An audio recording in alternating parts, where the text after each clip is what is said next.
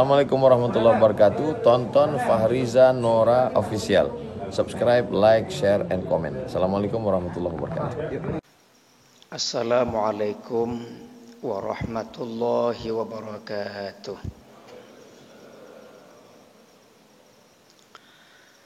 Alhamdulillah alladzi ja'ala al-islam tariqan sawiyya wa wa'ada lil mutamassikina bihi wa yanhauna al-fasada makanan 'aliyya. Asyhadu an la ilaha illallah syahadatan yamla'ur ridha wat tuqa wa asyhadu anna Muhammadan abduhu wa rasuluh al-muttasifu bil makarimi kibaran wa sabiyya. Allahumma salli wa sallim wa barik ala Sayyidina Muhammad kana sadiqal wa'di wa kana rasulan nabiyya wa ala alihi wa ashabihi alladzina yuhsinuna islamahum wa lam yaf'alu syai'an fariyya. Amma ba'du, fayaqulu Allah subhanahu wa ta'ala a'udzu billahi minasy syaithanir rajim. Bismillahirrahmanirrahim. Ya ayyuhalladzina amanu taqullaha wal tanzur nafsum ma qaddamat lighad wattaqullaha innallaha khabirum bima ta'malun. Shadaqallahul azim. Yang terhormat, yang mulia Tengku Imam Syekh Masjid Jami' Lancang Garam, yang saya hormati seluruh pengurus Badan Kemakmuran Masjid Jami' Lancang Garam, yang saya muliakan seluruh para imam rawatib,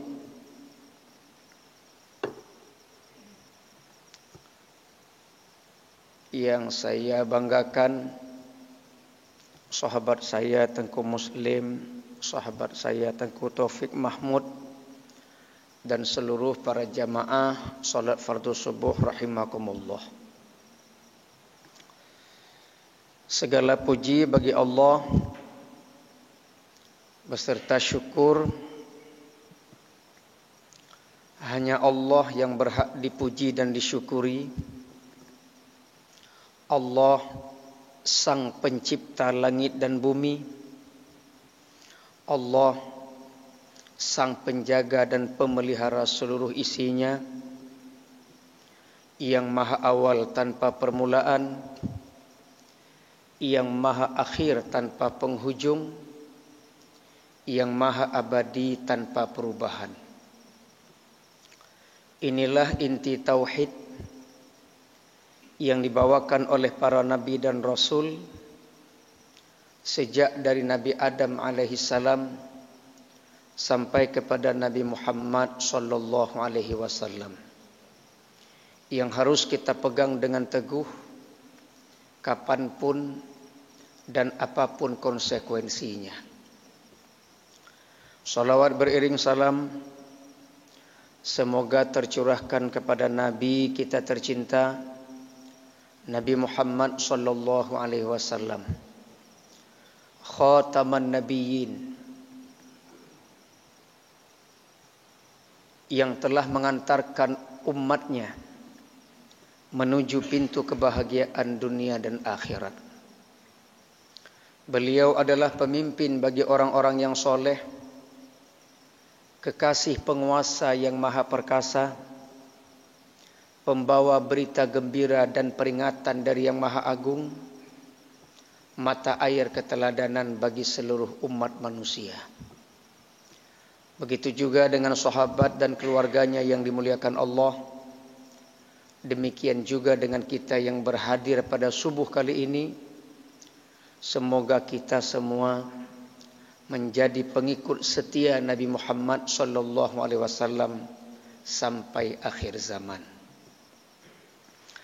Jamaah salat fardu subuh rahimakumullah, tidak terasa perjalanan waktu, sepertinya baru kemarin 1444 Hijriah dan kita sudah melangkah pada tahun baru 1 Muharram 1445 Hijriah.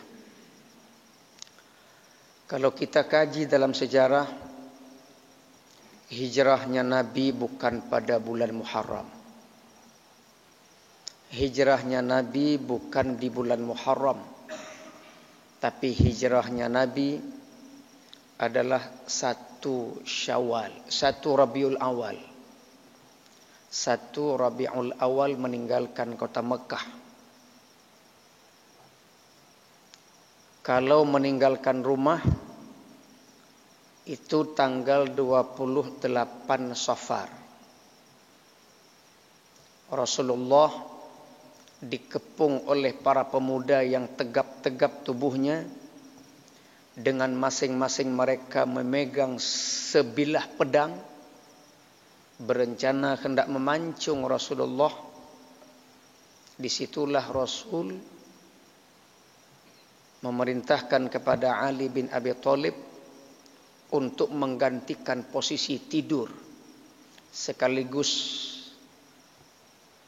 menggunakan selimut Rasulullah sebagai alat menutup tubuh Ali bin Abi Thalib. Dan itu terjadi pada tanggal 28 Safar. Lalu menginap di Gua Thur selama 3 malam. 28 wai kurang 20. Baru tanggaisa Rabiul Awal beliau mengatakan kepada kota Mekah, "Wahai Mekah, aku rindu kepadamu. Engkau adalah tanah kelahiranku. Engkau adalah tanah airku. Berat rasanya aku meninggalkan engkau, wahai Mekah. Tapi keadaan yang menuntut diriku untuk meninggalkan engkau, wahai Mekah. Saya akan hijrah ke Madinah." Dan itu Rasulullah ucapkan ketika memasuki 1 Rabiul Awal meninggalkan kota Mekah. Jadi Nabi Muhammad hijrah bukan Muharram, tapi 1 Rabiul Awal. Sampai di kota Madinah tanggal 8 Rabiul Awal. Lalu pertanyaannya, kenapa diperingati 1 Muharram sebagai tahun baru? Sebab masa Khalifah Umar bin Khattab radhiyallahu anhu memimpin negeri ini, negeri Mekah 10 tahun, negeri Madinah 10 tahun lebih sedikit. Pada masa Umar bin Khattab, banyak gubernur ketika mengirimkan surat itu tidak tercantum tahun, hanya tanggal dan bulan. Jadi waktu kirim surat kepada yang terhormat Khalifah Umar, bla bla bla suratnya, di surat tidak ada tahun tanggal, hanya ada tanggal dan bulan, tahunnya tidak ada. Maka orang Arab pada masa itu menjadikan tahun adalah kejadian, peristiwa. Sebagai tahun itu peristiwanya. Misal Nabi Isra Mi'raj, itu tahunnya tahun kesedihan. Amul Huzn, jadi peristiwa beliau sedih ketika Isra Mi'raj, peristiwa itulah sebagai tahun. Begitu juga kelahirannya 12 Rabiul Awal, tahun gajah. Kenapa tahun gajah?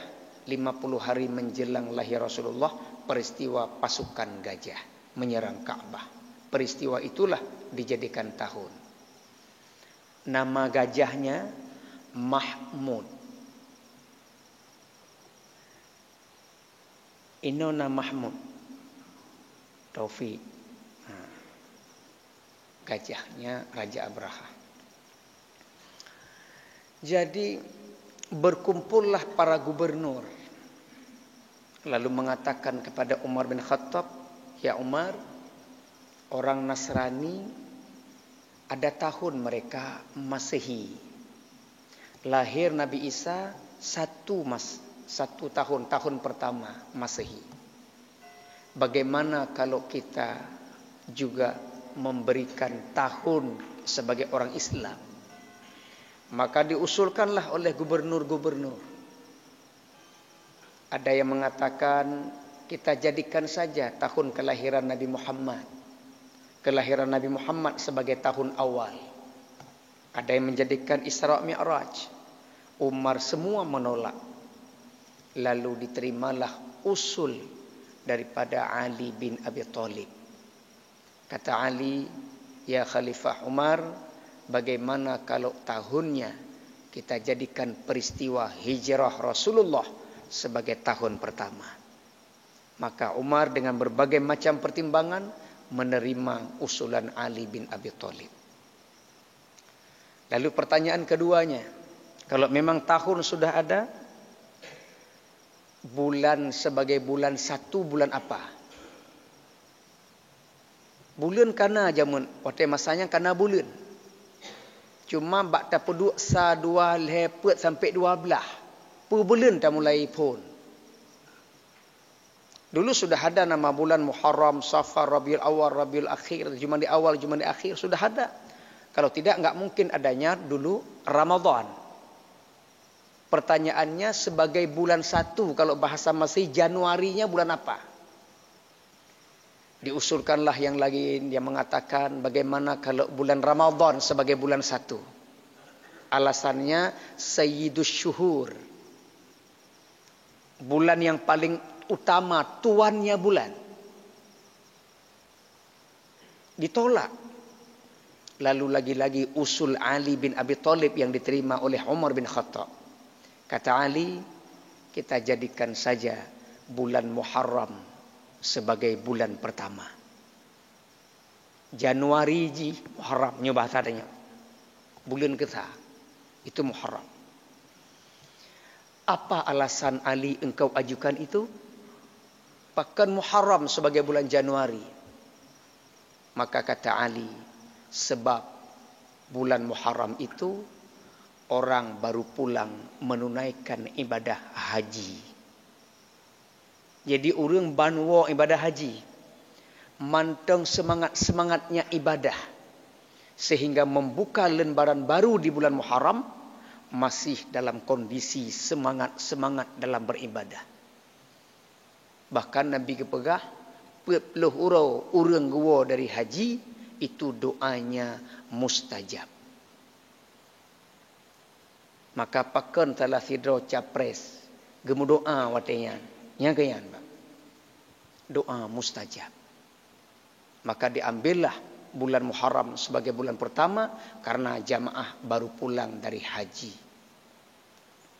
Itu pun usul Ali bin Abi Thalib antara bulan dan tahun. Maka dikenal Ali itu alim. Jamaah subuh yang dimuliakan Allah Subhanahu wa taala. Kita tidak mengkaji secara mendetail peristiwa hijrahnya Nabi. Tema kita adalah menyongsong 1445 Hijriah dengan iman dan takwa. Di dalam surah Al-Hasyr yang baru saya bacakan tadi, semua kita sudah hafal. Ya ayyuhalladzina amanu taqullaha wal tanzur nafsum ma qaddamat lighad wattaqullaha innallaha khabirum bima ta'malun. Ada beberapa kata yang kita kutip di situ. Yang pertama iman. Yang kedua takwa. Yang ketiga adalah persiapan diri kita. Suatu hari Rasulullah SAW selesai solat subuh, beliau jalan-jalan pagi. Tujuan beliau jalan pagi menyapa para sahabat, menanyakan kabar. Sehingga bunyi kalimatnya, ketika beliau jalan-jalan jumpa sahabat, beliau berkata, "Kaifa asbahtum?" Apa kabar kalian pagi ini? Kaifa asbahtum? Bagaimana keadaan kalian pagi ini? Jadi Nabi pagi-pagi jalan nanya sahabat, jumpa sahabat, tanya keadaan. Silaturahim beliau. Makanya jalan pagi itu kalau kita lihat Rasulullah berarti sunnah, Pak. Yang li sebuah beihli. Jak bengah-bengah. Tapi Nabi jalan pagi-pagi tegur sapa. Kita jalan pagi-pagi warung kopi. Jadi li semayang sebuah mita warung kopi. Pegah habainan kadang-kadang li sama yang sebuah bakdu orang kopi pegah aib gop tanpa sadar. Itu entah kemana-mana gaya ngomong kita. Padahal balik sama yang sebuah pahala kata juk kurang yang tengah-tengah. Jadi ini hati-hati ketika duduk orang kopi, silahkan bicara, tapi lidah jangan sampai membicarakan aib orang. Nabi nanya sahabat, "Kaifa asbahtum?" Dijawab oleh sahabat. Karena yang ditemui rombongan sahabat. Kata sahabat, "Ya Rasulullah, asbahna mu'minina billah." Ya Rasulullah, pagi ini kami beriman kepada Allah. Jadi Nabi katanya yang pehaba, dijawab oleh sahabat, iman. Kalau sepintas kita melihat antara pertanyaan dengan jawaban enggak sinkron. Tanya yang pehaba, dijawab iman. Pehaba leweknya, alhamdulillah saya masih beriman kepada Allah. Jawabannya iman, Pak. Coba nanti kita biasakan seperti itu. Hai pehaba leweknya, alhamdulillah mantang beriman kepada Allah. Nah, coba jawab seperti itu sekali, kita tes. Tapi lengkalan jarang yang nak jawaban ngayan. Lengkalan rata-rata apa habalnya? Alhamdulillah kedai je kalagut. Mangki bang kadang tanah belang yang le je kebut. Kita sering ketika dijawab, ketika ditanya jawabannya duniawi. Nanti dah robah tiga, dah coba robah tiga. Pahaba lewatnya, alhamdulillah mentang beriman kepada Allah. Yang tanya pasti, pajan leka ilham leka.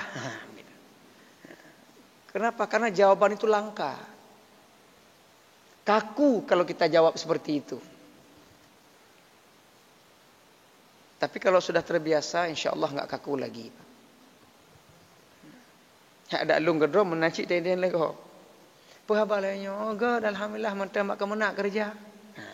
Mampu urusan. Jadi belajar untuk menjawab iman. Kaifa asbahtum? Asbahna mu'minina billah. Lalu Rasulullah tanya lagi, wa ma alamatu imanikum? Apa tanda-tanda keimanan kalian? Jadi Rasulullah jawaban sahabat minta pertanggungjawaban. Setelah sahabat jawab kami beriman kepada Allah, lalu Nabi tanya lagi, tanda-tanda kalian beriman apa? Kalian berani jawab bahwa kalian beriman kepada Allah? Nah, sampaikan kepadaku tanda-tanda kalian beriman apa?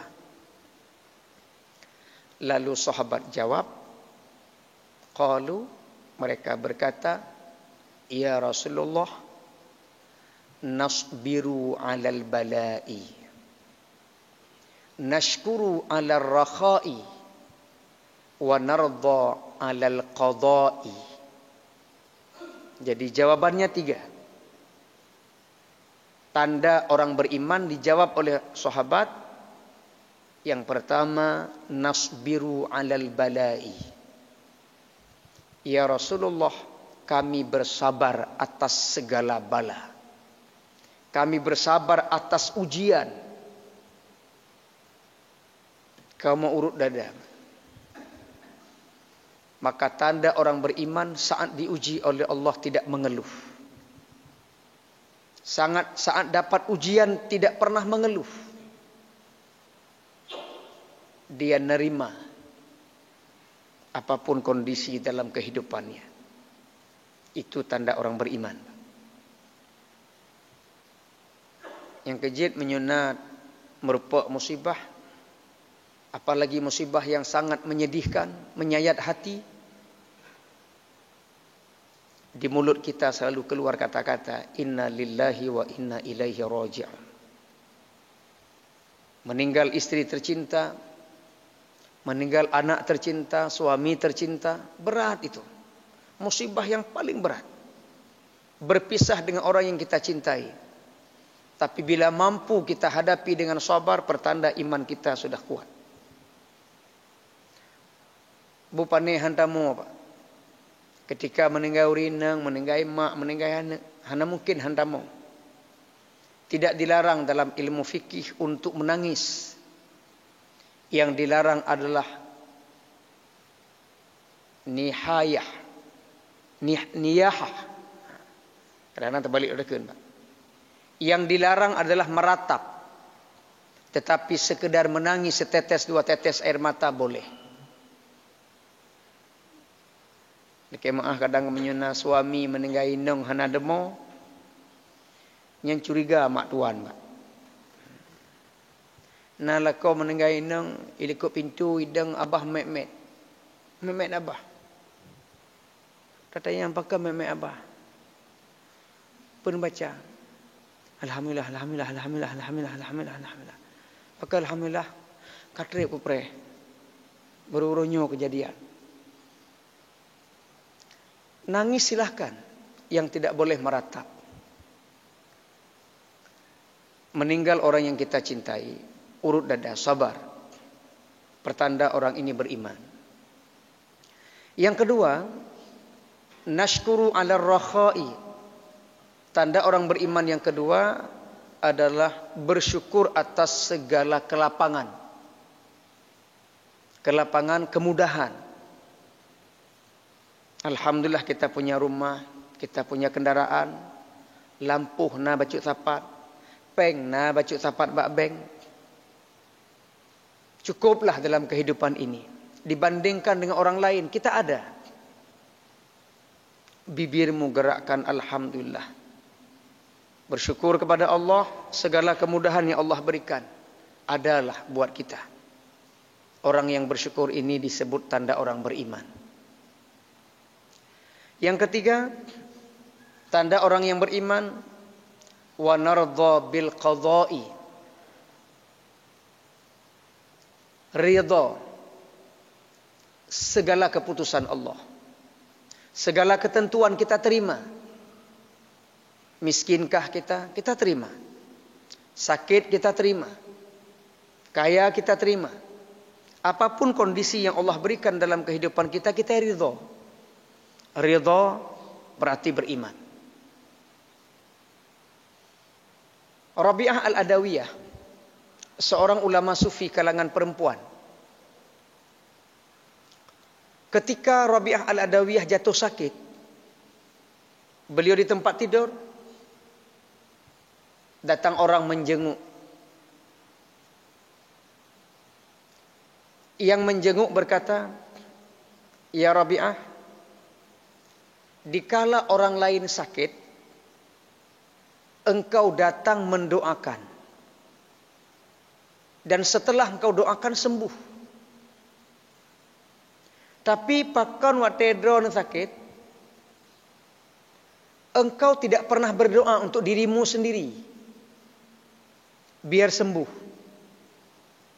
Padahal doamu mustajab. Tapi giliran orang lain sakit, engkau datang doakan sembuh. Tapi pakan waktu giliran drone sakit, hananem doa. Jawab Rabi'ah Al-Adawiyah,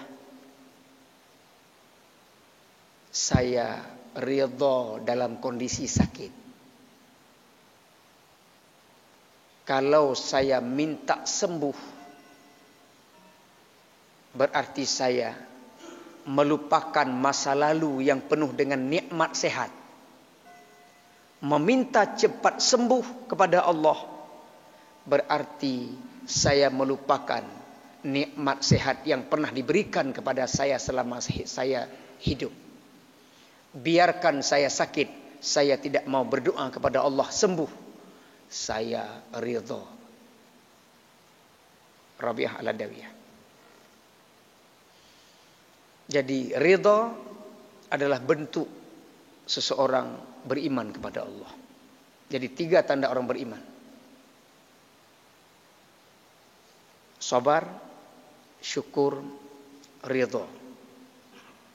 Lalu Nabi mengatakan, antumul mu'minuna haqqa wa rabbul ka'bati. Kalian benar-benar orang yang beriman demi Rabb, pemilik Ka'bah. Itu tanda orang yang beriman. Kita masuk yang kedua, tanda orang yang bertakwa. Bapak perhatikan di ayat itu, Allah mengulang 2 kali, Pak. Dalam satu ayat, kata yang sama 2 kali diulang. Kata itu adalah takwa. Ya ayyuhalladzina amanu taqullah wal tanzur nafsum ma qaddamat lighad. Diulang lagi, wattaqullah. 2 kali diulang takwa di situ. Ini maka namanya taukid, penekanan. 2 ulang. Ini pertanda siapkan dirimu. Perhatikanlah ke depan. Bawa apa kita sebelum kembali kepada Allah. Jadi setiap melangkah ke depan dalam kondisi beriman dan bertakwa kepada Allah. Di dalam kitab Al-Munabbihat 'alal Isti'dad li Yaumil Ma'ad, kitab itu berisi tentang, ada isinya hadis, ada athar, ada hikmah. Saya ambil athar, ucapan para sahabat. Salah seorang sahabat namanya Utsman bin Affan. Beliau mengatakan, khamsun hunna alamatul muttaqin. Ada 5 tanda-tanda orang yang bertakwa. Kalau di atas tadi tanda orang beriman, maka yang berikutnya tanda-tanda orang yang bertakwa.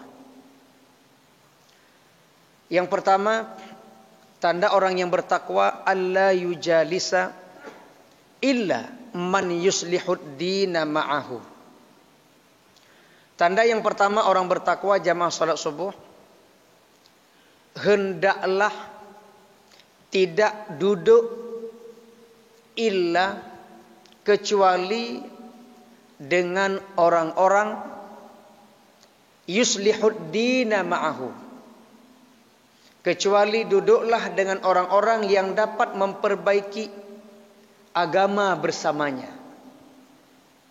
Jadi tanda orang bertakwa tidak bergabung dengan komunitas, tidak duduk dengan majelis-majelis, kecuali duduk dengan majelis yang membawa perubahan agama dalam dirinya, yang bersamanya dapat memperbaiki agama. Jadi baik duduk dengan orang yang membawa maksiat, tapi duduklah dengan orang yang bisa membawa motivasi ibadah bersamanya. Jadi ini tanda orang bertakwa.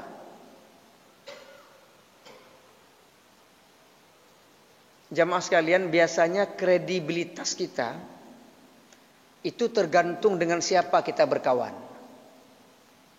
Jadi nilai tanyonyo songon. Coba tiga ta foto dengan ulama pak. Ta foto tiga dengan buku takrung legli. Alian tarah tu fotonya ta cuci ubay lemari. Ta gantung bak bintih rumah. Nyan co mantang jame yang jauh rumah. Ikalan foto dengan buku takrung pui begah. Pajang dengan foto dengan buku takrung. Lagi sering dia abut kedih ya. Begah sering dia abut. Pun dia jawab, ya iyalah. Padahal foto mentang yang buat kau. Tapi nilai tanya kam tamah, pakai isamping tanya ulama.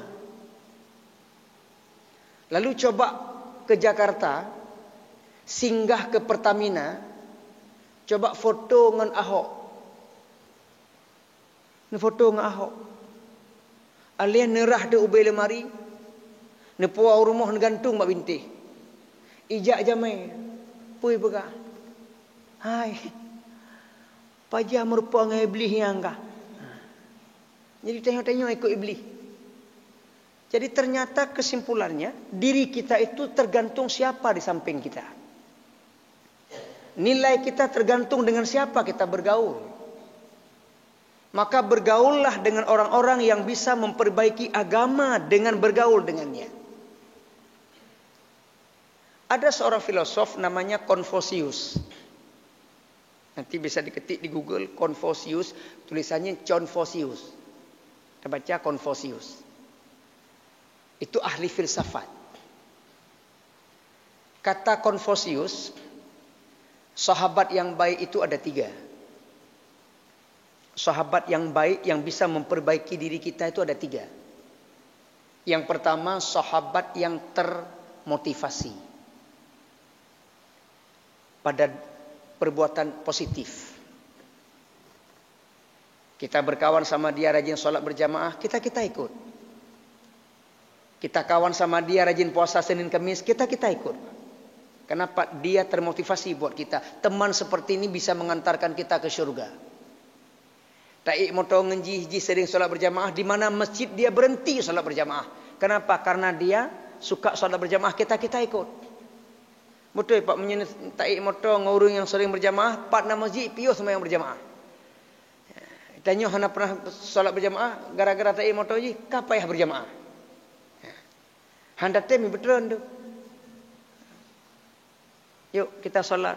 Umma be ero kadilat. Oh menyemenan tren lungok semayang.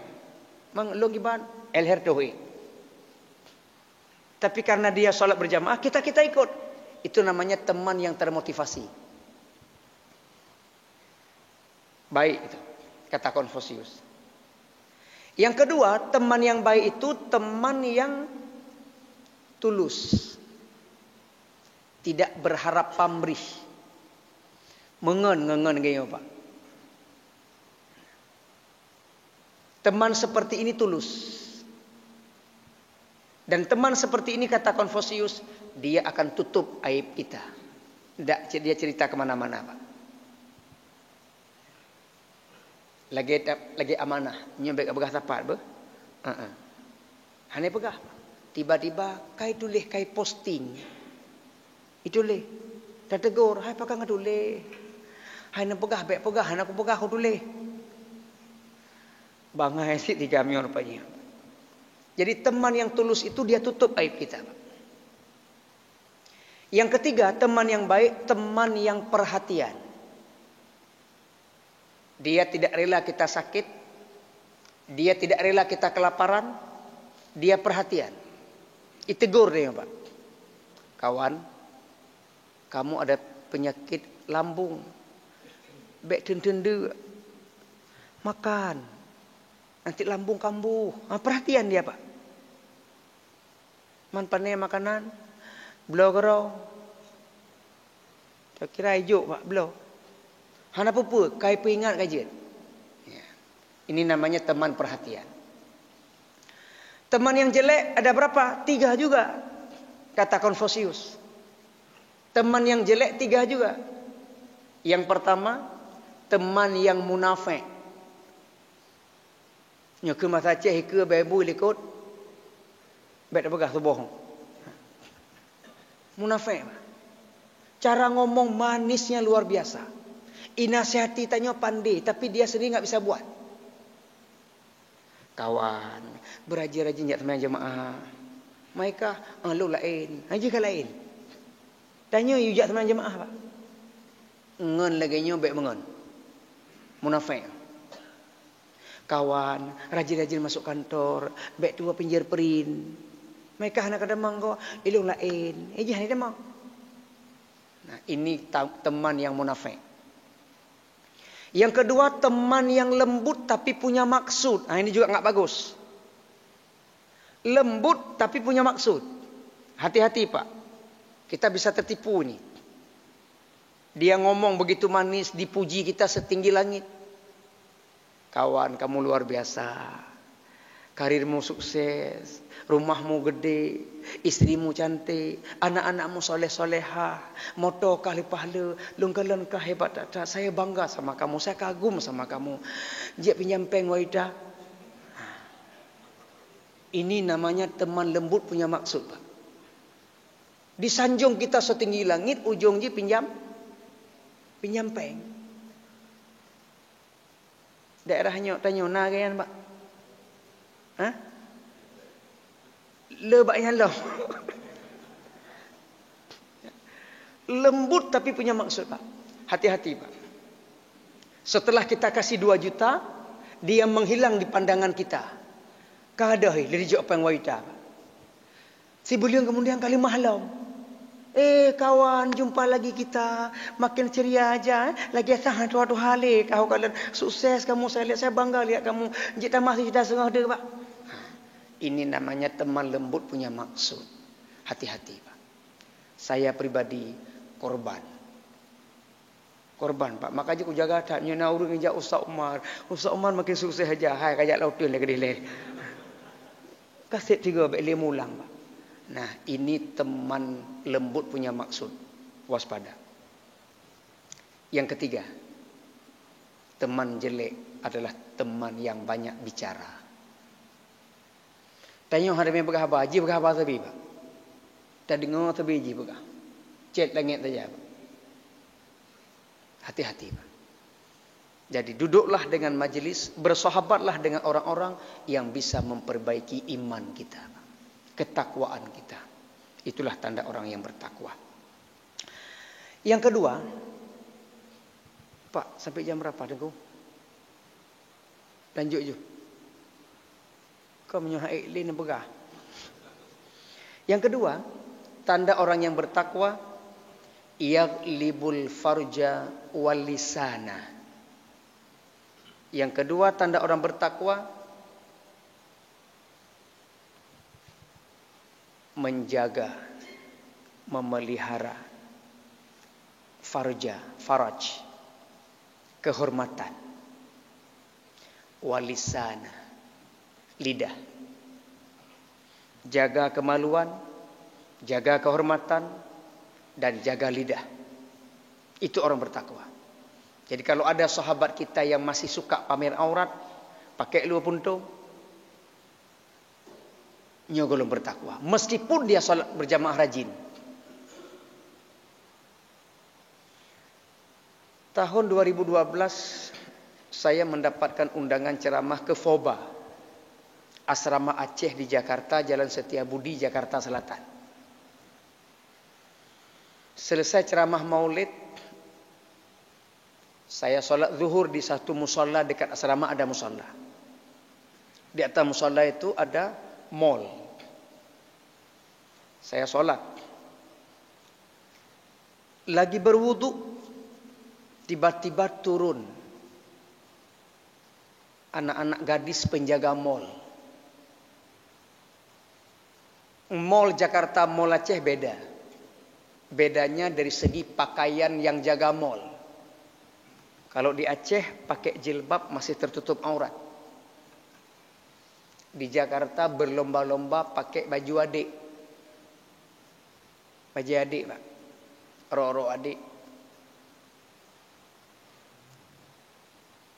Mereka turun ketika mau sholat zuhur dengan pakaian adiknya. Berwudu.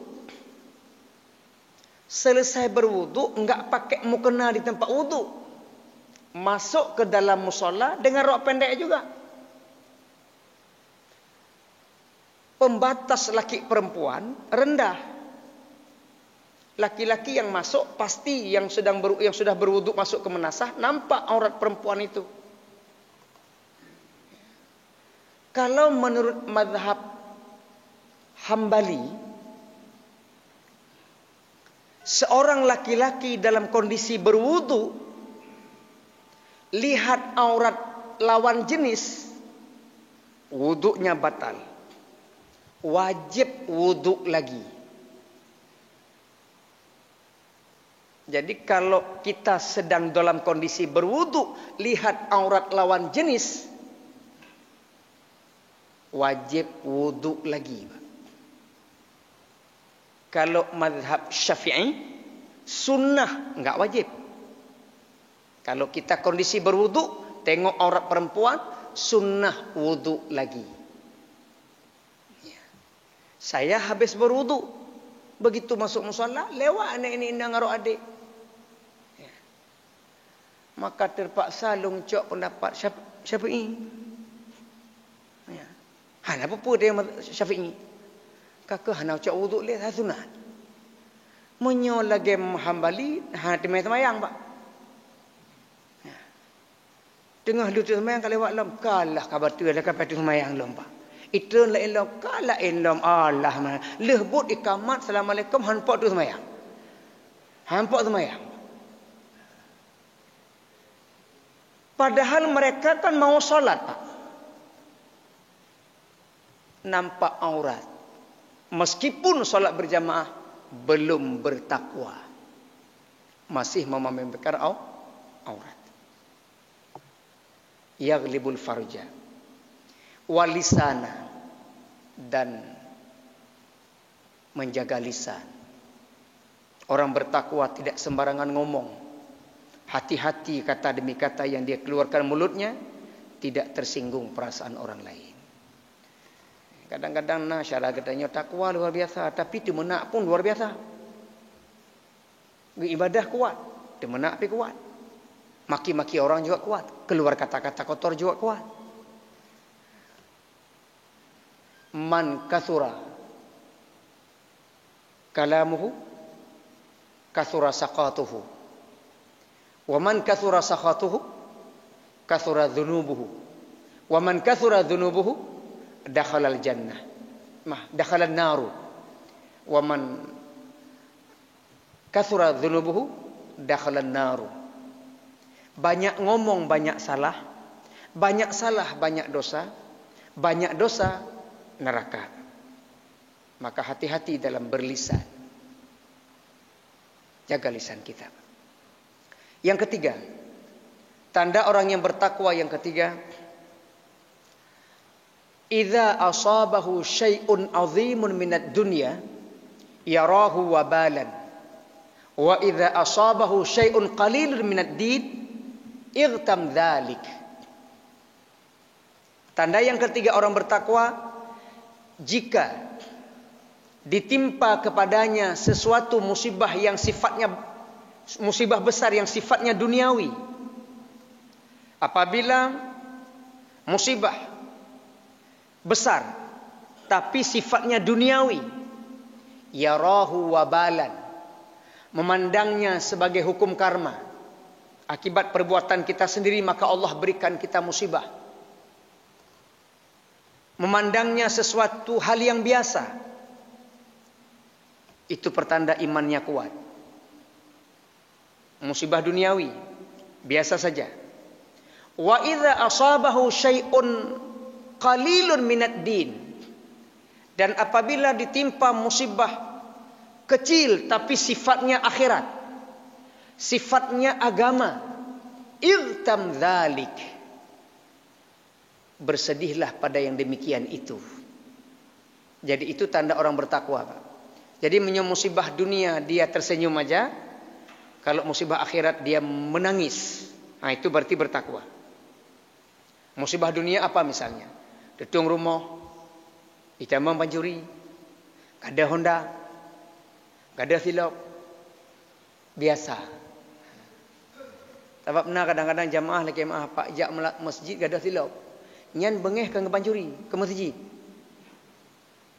Nyo masjidnya mati ke hau jali. Pakai tabe kujak tabe ke dah silap. Haram deh ke pancuri bengeh. Pakai ke masjid. Ijak lah mau BKM silap long kiban. Gitu oleh BKM pak berdua. Ina aku berdua. Mampakan kagada. Mampu urusan long dah pergi masjid. Dah pergi masjid dah silap ji. Jadi bengeh ke masjid gara-gara ada silap. Munya orang bertakwa sandarlah. Apa yang kita punya dalam dunia kan barang titipan sebentar. Kapan diambil itu hak Allah. Tapi yang patut kita sedih adalah ketika kesempatan beramal akhirat enggak sempat kita buat, nyan bersedih. Ya Allah, kenapa saya hari ini enggak sempat solat subuh berjamaah? Ya Allah, kenapa hari ini saya tak sempat baca Quran? Ya Allah, kenapa saya hari ini lewat jalan saya enggak bersedekah?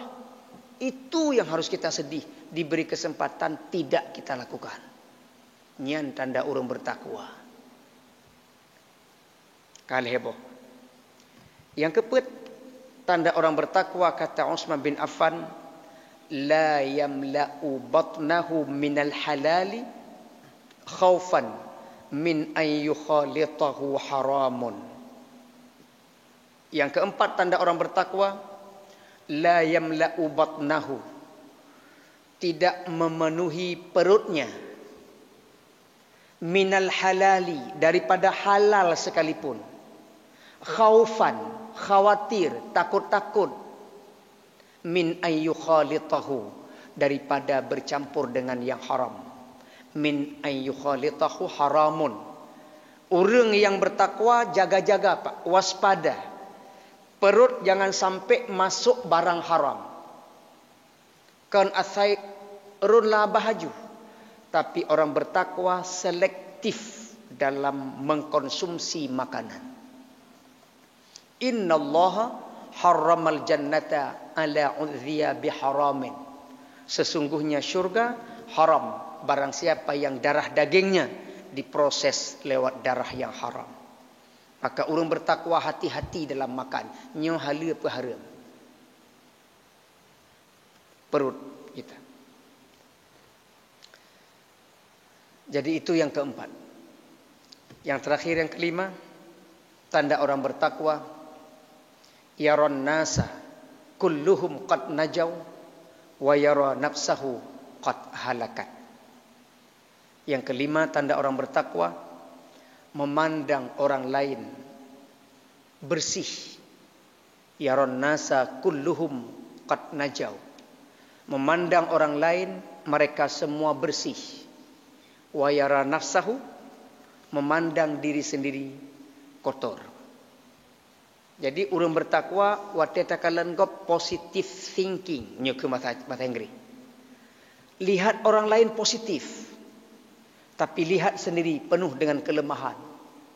Long le dosa, long le maksiat, long le salah. Sementara orang lain baik semua. Jadi itu tanda orang bertakwa. Kenapa begitu? Biar hari-hari ke depan kita perbaiki diri. Biar uketanya semakin good. Jangan merasa puas dengan hari ini. Tapi harus punya kekurangan hari ini. Biar kita perbaiki untuk masa yang akan datang. Jadi waktu kalian dengan positive thinking. Jangan tengok orang lain dengan negative thinking.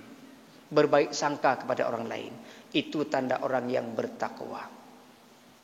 Jadi jamaah yang berbahagia, 1445 kita songsong diri kita menjadi orang yang beriman dengan tanda-tanda yang telah kami sampaikan tadi, menjadi orang yang bertakwa dengan tanda-tanda yang sudah kami sampaikan tadi.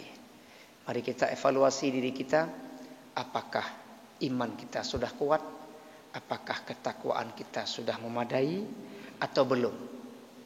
Bersyukur kepada Allah, Allah berikan kita berkah umur, sehingga bisa dipertemukan kembali dengan tahun baru 1445 Hijriah. Hijrahkan diri kita dari yang tidak baik kepada yang lebih baik, dari jauh dengan Allah lebih dekat, dari jauh dengan agama lebih dekat dengan agama, dari miskin menjadi kaya, dari duka menjadi suka.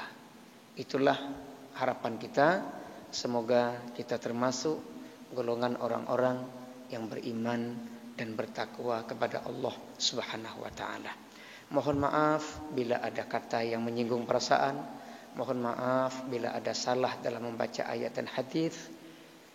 Itu mungkin kekurangan dan keterbatasan ilmu kami. Dan kami akhiri, pepatah mengatakan kalau ada sumur di ladang, bolehlah kita berumpang mandi. Kalau ada umur kita panjang, mari kita gali sumur sendiri. Wabillahi taufiq wal hidayah. Wassalamualaikum warahmatullahi wabarakatuh.